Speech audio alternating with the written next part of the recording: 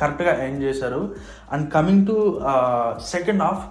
Second half start అయిన ఒక 5 minutesకే theatre మొత్తం ఒక 10 minutes సైలెన్స్ అయిపోయింది అనమాట. ఆ విధంగా ఆ యాక్షన్ కానివ్వండి, ఎమోషన్ కానివ్వండి, ఆ మ్యూజిక్ కానివ్వండి, సాంగ్ కానివ్వండి పర్ఫెక్ట్గా ఇచ్చారు. థియేటర్ మొత్తం 10 minutes సైలెంట్ అయిపోయింది అనమాట. ఆ 10 minutes ఇచ్చిన హై అక్కడికే మనకి మూవీ అనేది చాలా చాలా వర్కౌట్ అయింది అనిపిస్తుంది. And coming to climax, VFX వర్క్లో మాత్రమే మనకి కొంచెం డిఫెక్ట్ అనిపిస్తుంది. సో స్టోరీ అనేది పెద్ద స్టోరీ, ఆ పెద్ద స్టోరీని 2.5 hours చాలా నీట్గా ఎక్స్ప్లెయిన్ చేయడానికి అయితే ట్రై చేశారు. సో దానికి అప్రిషియేట్ చేయొచ్చు.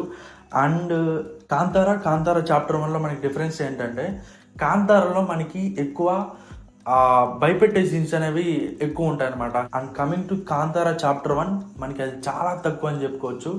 ఎవరు